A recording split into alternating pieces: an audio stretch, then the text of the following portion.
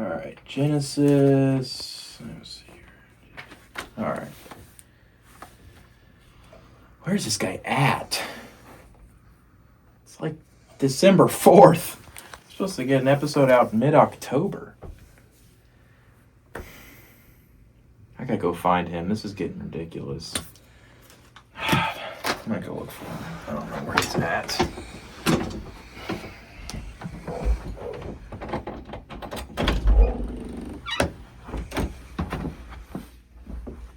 Wyatt, dude, where are you at, man? Is he in the basement?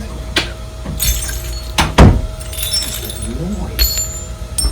Wyatt! Dude, I swear I can hear him. Wyatt! Wyatt, dude, what are you doing? Wyatt! What? Dude, it's December 4th.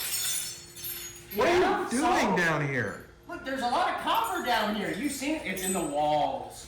Bud, we were supposed to get an episode out like mid-October. What day is it? December 4th. Oh.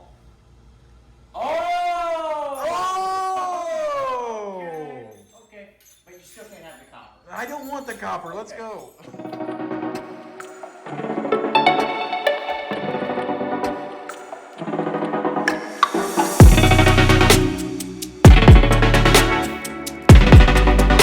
Welcome back to Stand Firm. I'm Wyatt. That's Quintin over there. I'm Quintin. That's right, man. Welcome to Season 2 of the Stand Firm podcast. You know, it's been a minute. It's been a good minute. Yes. Some of us get caught up in our hobbies. Some of us Wyatt collect shiny collects. things. If you have any, give them, please. You But find anyway- your friends in the basement Hey, man, collecting copper. it's in the walls. No. Wyatt, what does it mean that we're season 2? Well, as I'm sure all of us know, the break that we've taken from the podcast. Unintentional. Yeah, one, it's been weird because I look forward to talking to you. Oh. Yeah. But we do have some busy schedules, so it's tough to go week to week, Yeah. finding days every day or every week. So then we're going a month, which I do really like that because I like a good long sit down with you. Yeah. And so it's good to be able to schedule that in a month. But then, like I said, I think it's a combo of a little bit of procrastination and just putting it on the back burner, really. Yeah. I mean, that's what I feel like. So the reason I say Season 2 is we're looking at this as kind of like a new leaf. We both want the podcast to grow with us and the podcast to follow us and not the other way around. And we feel like that's what it's kind of been with the series that we're doing and that we were doing. And just, I don't know, the rigidity of it, really, So, I mean, that's why I say Season 2, really. Yeah. So it's going to look a little bit different, probably a little bit more conversational. You and I both really enjoy larger podcasts like the Rogan podcast and things like that. Not trying to, we're trying to have this thing grow with us. We're not trying to stay stuck in how we started, And I feel like this is going to be more flexible and grow with us, while still keeping faith focused and at the forefront, because that is absolutely the main reason, I guess. The point of the show is to young Christians living our life, trying to live in faith. So yeah, and I've kind of felt that a lot recently too. Personal life, work life, is just trying to check boxes instead of just living thankful to God, walking in my faith. Yeah. Doing that. I don't know. It feels like I'm putting a lot of pressure on myself, almost like, I don't know, I don't like saying it like it's a buzzword, but like Pharisee behavior. It's like where you're just checking boxes and, well, I need to do this. Well, why? Because they say so. Exactly. So yeah, I mean, I think the podcast, Yeah. we grow every day, so sometimes the podcast goes through a evolution. Exactly. Metamorphosis. Yeah, I mean, that's why we're on season 2, and that's how we're going to go from here. I mean, these will be season 2, episode 1. Like, Yeah. and it's kind of a corny whatever, but, you know, I like it. I like corn. I like corn. I like it because, though, Wyatt's right. Like, we grow, we change, we adapt, as does the people that listen to us and things like that. And what good are we doing if we aren't bringing that with the podcast with us along that journey? Like, if we're just staying stuck in, when did we even start? 2023? Did we start this? Yeah. Yeah. 2023 when we started this podcast. It's almost 2026 now. We're deep into this, and we feel like, you know, wow, we've loved every little bit of it, and it's been fun. We haven't changed it. We haven't grown. I mean, we've changed, like, where we're at studio. It looks better. We have video, like, cool things like that. But the substance of it, the meat, what people actually want to listen to and watch and whatever, hasn't changed. Yeah. And, you know, we got in this lump where it was like, do we even want to keep doing this? Yeah. And we start having the conversation of, like, why don't we make it something we enjoy, episodes we want to make, Yeah. things we want to talk Something about. that feels authentic too. 'Cause Yeah. I feel like we started to force it a little bit more just to say we got through the series and things like that, Yeah. you know? And I don't know, I mean, we discover hard truths, right? That we do. You know, and I mean, they're tough, you know, and sometimes, you know, you gotta change your plan of attack because I don't know, it just felt like it was wearing more on us Yep. than anything. And again, like I said, I mean, I don't want to compromise the podcast for that, just for the sake of, I don't know, keeping the schedule the same way, or Right. you know, the flow of the show Yeah. same way. You know what I mean? Yeah, I think that people are going to enjoy a podcast, and we are going to enjoy putting out a podcast a lot more that grows with us, that changes, that is fluid, because we are that way. Yeah. You know, we change and grow and evolve. And you guys want to listen to that. Nobody wants to come to the same episode every single week, the same thing every single week. Yeah. We like change. We like things to be different. And neither do we. So right. that's what I think kind of kicked all of this off. Just kind of, and just talking about catching up too, because it's been a minute. Yeah. You know, so I think it's really interesting catching back up and just seeing, because we both have two different perspectives, you know, and how, I don't know, faith works in our life too. So it's really cool, you know. Yeah.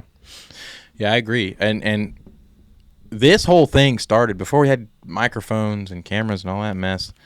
This was a Bible study, College age men's Bible study. and we just hung out and we talked and we went through studies, and I think that we're kind of going to be able to get back to that, where we're just, hey, this is what's been going on in our life. Here's the scriptures we've been mulling over. It's going to give us more time to talk and think through things. It's going to give the listeners and viewers more time. Like, oh, that's actually a good thought to mull and think over, because it's in the life that we're living, and odds are the people watching and listening to this are living the same life, have the same issues, same perspectives on things. So with all that being said, we're back at it, and this is like going to be something that I guess is more true to ourselves, and like the sense of faith in our lives. You know, what our daily walk looks like, what our faith walk looks like every day, instead of let's quickly talk about what's been going on. All right, on to Genesis, something we haven't even thought about in a month. You know, Yeah. exactly. And I know it sounds like a little harsh that way, but that's just kind of the way it is. And so what good do we do just spitting out, you know? Yeah, you're so focused on, I don't know, speaking. You know, we're so focused Right. on just putting out the show when we're not taking any time to look introspectively and think about, like you said, our daily walks. Yep. You know, it got to it was getting to be that where I wasn't thinking about Genesis. I've been reading a lot in the New Testament because I feel like I'm getting lost in the weeds in the Old Testament, because that's, you know, fairly easy to do. Sure. It's amazing wisdom and knowledge, and Scripture's all God breathed, but it's still tough to understand. Yeah. So, I don't know. Like I was telling you before we started, you know, getting that, I got a question because my girlfriend and I, we have an app. We can talk with each other, it sends us little like updates, like little emotions. It's like, oh, she's happy, or oh, he's hungry, or something like that. Right. And we got a little diary on there. It asked us prompts, and it said, describe your life's philosophy. And I don't know, it immediately went to me something I haven't revisited in a minute because of our deep dive into the Old Testament and just kind of staying focused on that. Mm-hmm. 1 Thessalonians chapter 4 was verses 11 and 12. It says, and to make it your ambition to lead a quiet life, you should mind your own business and work with your hands, just as we told you, so that your daily life may win the respect of outsiders, and so that you will not be dependent on anybody. Yeah. Right? And this is Paul writing a letter to the Thessalonians, who are acting in good faith. They're showing great promise, as a church, an up and coming church. So yeah, that really spoke to me, and it's really something that, whether I kind of know it or not, I feel like I'm trading to live. Yeah. Just kind of, I don't know, my personality and stuff. I want to go out and live in the country. I kind of want to. I'm a plumber, so, tradesman. I work with my hands. I'm not the most boisterous guy, so I don't know. I don't know. I really like that just because, yeah, be quiet, mind your own business, and work with your hands. Love others so people can see the love of Christ in you, but that doesn't mean you need to be running around and, Yeah. Yeah, I think it's wonderful, and it plays greatly into kind of what you and I guess have been talking about in off air, and how I think you and I both tend to try to live our lives on, that idea of living quietly and minding to our own affairs. Like, I think that's a lot of the issues that you find yourself in is because you're trying to be something that you're not. Yeah. I mean, 9 times out of 10, I think when you come into issues, it's because you're in a place you're not supposed to be in. You're doing something that you weren't supposed to do, or acting in a way you shouldn't. Exactly. It's the same. You see it going to the Old Testament. You see it like with David, for example. Mm-hmm. Whenever he had the affair with Bathsheba, he's supposed to be in war in Ammon, Jordan, with his soldiers, and he's not. Yeah. He's back home where he's not supposed to be. He's not where he's trying to be something that he's not, and it leads to this affair. Same thing with Samson and Delilah. Samson is this, super powerful man, super strong man, but he has this thing for Philistinian women. That's right. That's his weakness. Lust was his big weakness. Exactly. And after, she tries to, I don't know, what seemed to be, to me, clear as daylight, they're trying to get you to take away your power. They're trying to figure out what it is and get you for it. Yeah. He just keeps giving them. He just keeps letting them in. He falls for it time after time after time. But the whole thing is he's not where he's supposed to be. Mm-hmm. He made compromise after compromise, and he just let sin win. And a lot of the time, again, we find ourselves trying to do things that we're not supposed to do. We're head over heels in debt because we're trying to please people that don't matter. We're stressed out because what so-and-so is going to think about. And that's not what we're called to do, right? We're called to live quietly, mind our own affairs, and work with our hands as we're instructed. Mm-hmm. And this is this that keeps you away from the noise. It keeps you away from the day-to-day mess. Whenever and it's such an easy life. Go to work, make a living, live quietly, do my job.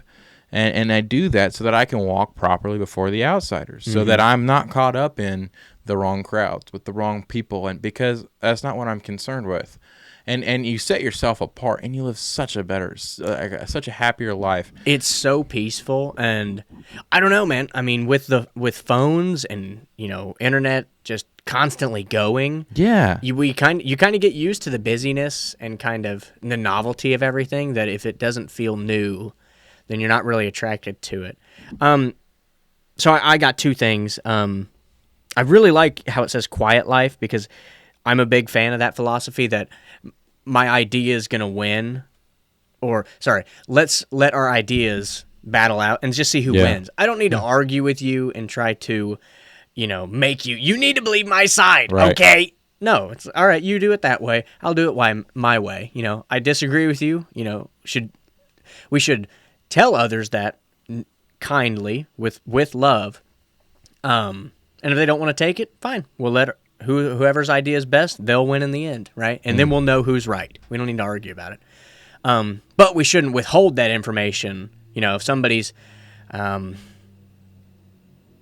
going down the wrong path or hanging out with the wrong crowd, you don't want to withhold that information because you know it. You're like, Yeah. oh yeah, I know that guy. I know what he's into. Yeah, he's going to lead you down the wrong path. Yeah. You don't withhold that just because you're trying to keep yourself Right. one step ahead or something, So anyway, so there's that. I think that the quietness and just, well, this is your idea, this is mine. I don't need to make you believe it. We'll see whose idea is better by the results, right? You judge things based on their fruit. But also, it was funny, my dad and I were talking about this earlier. We're talking about nutrition and some fitness stuff. That a lot of the best advice is keep it simple, right? Stick to the basics, you know what I mean? Get outside, get sunlight on your skin, get some vitamin D in you, walk, you know what I mean? Just, you don't need to go kill yourself like Arnold Schwarzenegger. You don't need to, do 1,000 pull-ups or nothing like that. But can you, I don't know, pick up some boxes, stack boxes, I don't know, decorate the house. If you're on a ladder, hanging lights because it's Christmas time. We got the tree. Yes, you can't really see got it. the tree. There is a tree right here. That's right. Hard to see, but it's there. So yeah, I mean, just like it says, work with your hands. Try and do something with your hands. That doesn't mean you need to, I don't know, weld a battleship. No. But it'd be pretty cool if you did. It'd be really cool. But you know what I mean? If you fix your weed eater, fix your mower, There's sharpen something the blade. that comes with just, it's a sense of fulfillment. Oh yeah. And it Yes. pushes you forth. Also, it allows you to have control over the controllables. It feels Yes. so much better. And if you back up into the same chapter 4, Mm-hmm, but if you back up to verse 3, and just it says, "For this is the will of God, your sanctification, that you abstain from sexual immorality." And this is the part here, "that each one of you know how to control his own body in holiness and honor." And you learn to control the controllables. Is that Yes. I'm a controllable. Not the things that are going on around me, not the state of the world, not the doom and gloom. I can control me. I can control my household and the work that I do. That's what I can control. Those are the controllables. And that's what Paul's instructing them to do. Look here, live this quiet life, control the things that you can, and then, allow the rest for God to take care of. Yeah. There's no need to get caught up in that, and there's no need to get caught up in things that, again, we're not supposed to be involved with. I think it's such a simple idea, but we often forget, and we get so, and yes, and if you continue on into verse 13, it says, not to be uninformed, and it's good to know the things that are going on, but also Absolutely. understand the controllables. Yes. The things that you can do, and know that a lot of the things going on in the world, you can't really do anything about. Yeah. Our poor dog, Bo, is epileptic now. He had 2 seizures. They were terrible to watch. It's awfully sad. And it really ruined my Thanksgiving break, because I was just so upset about it. I was, also very stressed out. What if he has another, all these things. And eventually I just had to let it go. I'm like, look, these aren't controllables. Yeah. We have a medicine we can give him that regulates the seizures, and after that, there's nothing we can do. You have to just let it take its course, and there's a sense of peace that comes with, I can't do anything about it. Yes. You can there's 2. You can either be so anxious, oh my gosh, what blah blah blah blah blah, and get so worried about it. Or the other side of the coin is, look, there's nothing I can do about it. There's such a peaceful feeling in knowing that it's not on me. You know how much I loved, this is the thing when I moved out that I really realized, because when you live with your parents, it's on your dad. Now, granted, if you have a dad, you're not the man of the house. It's on your father. Somebody breaks in the house, it's not really on you. You know what I mean? This is not your household. You live in it, you take a part in it, but it's your father's household. If you're a part of a That's what I'm looking. Traditional home. That's and there's a peace in that. There's such a peace in being in your parents' home. Yeah. And knowing that this is taken care of. This house will be here. It's safe. It's taken care of. I'll have food on the table. I just need to mind to my own affairs, control myself. This is all taken care of. And I've realized once I moved out that it's on me now. Yeah. I'm a husband. I'm the man of the household. And now it's a little bit, when you first move out, it was such a discomforting feeling that stuck with me for a couple months of like, I can no longer just, okay, this is on my dad, but then you learn to rely on the Lord. And it's such an interesting thing that you really have to consciously do. And I think once I moved out, that's when my faith really became my own, because now it's my household. And now, where I used to rely on my dad and he'd take care of it, I don't have to worry about it. Bills are paid because he's here, or mom, or whoever it is. Now it's on me. But the person I count on now is the Lord. Yeah. Because if I relied on myself, it's a disaster. And like I found over Thanksgiving, I know it's something as simple as an issue with a dog, but it did teach me a lesson on these are uncontrollables. Yeah. This you have to give this anxiety up to the Lord. I know it sounds so stupid. It's your dog. I know. It's whatever. But this is something that you give up to the Lord, and I can't control it, God. So please ease my mind of it. I can't do anything about it, God. Please take this from me. And that's what we're supposed to do. And so, going back into this whole living this quiet life, controlling the controllables, and controlling our own body in holiness and honor, and our own body. Yeah. That's what we're in control of, and that's what we need to tend to and mind to. Yeah, exactly. You can't control what other people wear, but you can control your own I don't know, actions. Yeah, right? absolutely. We can't always control every thought that pops into our heads, but we take every thought captive to Christ. Just what you said earlier, it really, again, it made me think of Sermon on the Mount. I love the Sermon on the Mount. Yeah. 6:26 says, "Look at the birds of the air. They do not sow or reap or store away in barns, yet your heavenly Father feeds them. Are you not much more valuable than they? Can any one of you, by worrying, add a single hour to your life?" Right, and it keeps going on. But I really liked what you said about that. We can't control the uncontrollables. No, but we can choose to do something about the things that we're informed of, right?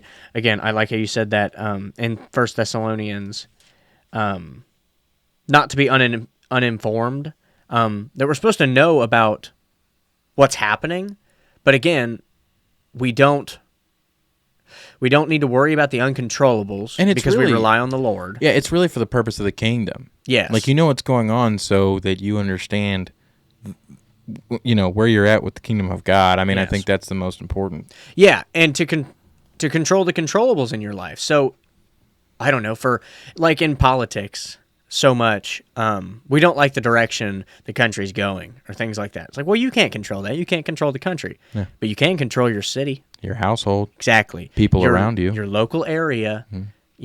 Whether that means getting involved in local politics or having conversations with people, trying to, it's something remarkable too about social media. I generally don't like social media. I think it's, harmed us more than it's helped us. Yeah. But one great thing that's came from it is anyone can have some kind of reach. And, like the biggest influencers you see were just people who started out one day and they had a message, they had something they wanted to share. Well, if you're, like I said, if you don't like the way something's going, well, why don't you be the change you want to see in the world? Yeah.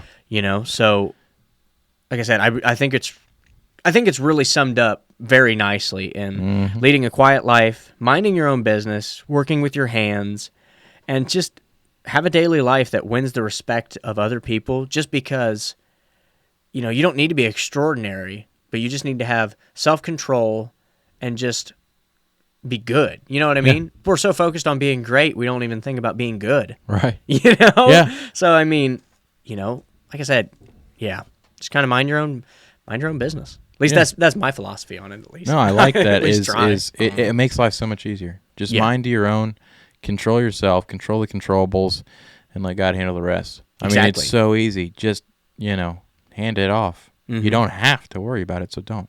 Yeah. So yeah, I don't know. Season 2, we're excited for it. That's right. We're gonna just control our controllables. We're gonna bring this podcast along with us, and you know, it may look a little different in some ways, but it's gonna be good. I think it'll be great, and absolutely. yeah. So all right, Cool. we'll see you next time.